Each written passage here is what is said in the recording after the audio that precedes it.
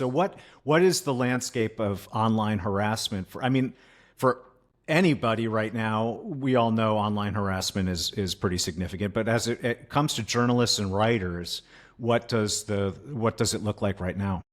Well, I would argue what you said, but with some caveats, which is that Okay. I think that I've been working on online hate and harassment, and I've also been working on our US journalism program for many years now. And what I can tell you is that online hate and harassment is part of an arsenal of tools and strategies that are deployed to try to censor and silence people and groups and movements, right?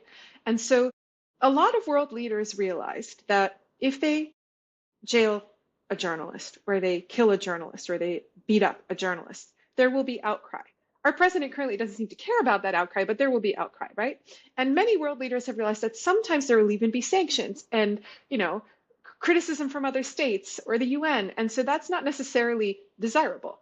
But they've also realized that if you petrify people, if you surveil them and make them terrified for their safety, and you wage psychological warfare on them online, you can get some of the same results without the same levels of censure, Mhm. right?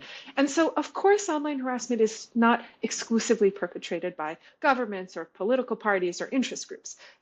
Anyone can get harassed online for any reason, and there is an enormous amount of hate and harassment circulating online. But I will say that in terms of powerful entities, whether they be governments or whether they be governments and world leaders or corporations, they have figured out years and years ago that online hate and harassment is a lower cost, lower profile way to silence and intimidate your critics. And So so I it's think it's more important to significant understand. than my question sort of set the Yes, context for. it is. And I can give you many, many different examples, Yeah, but let's. it is. I mean, I can give you an example of Maria Ressa, right? Maria Ressa, Nobel Prize winner. Maria Ressa runs an outlet in the Philippines called Rappler. Maria Ressa, uh, is a thorn in the side of the government. And they have waged war against her news organization for years and years and years. There are countless lawsuits against her. She has been detained and arrested repeatedly.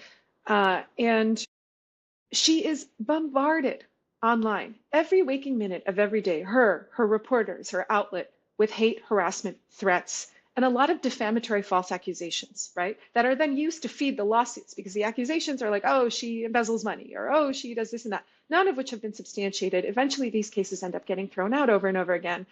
But do you see what I mean? So it's actually all part of a kind of coordinated, organized pattern. I'll give you another example. In South Africa, there is a reporter, a wonderful reporter named Ferial Haffetji, who was reporting on a powerful family that had ties to the South African government and was just getting hammered online. I mean, the campaign was insane. And then finally, when someone actually stopped and did a forensic investigation of the campaign, they found out that the government had colluded with the family to hire a very famous PR firm in the UK to literally unleash hell upon this reporter, right?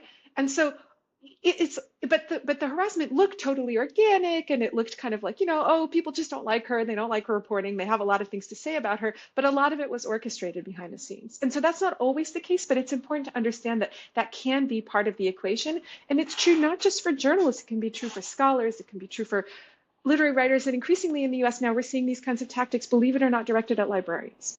Librarians. Librarians. Who goes after librarians? That's what I don't Someone who understand. doesn't Librarians. want books. Books, right. So we do a lot of work on book bans. We're a free expression organization, we're a literary organization. We do a ton of work on book bans. There's been massive book bans sweeping through the United States, and librarians defend books. They want children to be able to access books. They want adults to be able to access books. So they have been sticking their necks out trying to defend keeping books in libraries. And because of that, they are now being subjected to massive coordinated harassment campaigns as well as physical threats of violence. So try. Sorry, that it's just I'm so much. sorry. No, I mean I knew this was going to be a heavy talk, but I think I just wasn't. I woke up in such a good mood today. I just wasn't emotionally prepared. So Or I'm let's. sorry. I No, actually, if you actually got to know me, I'm a very positive and oh, I optimistic can person. tell. I can see it in your And I, face.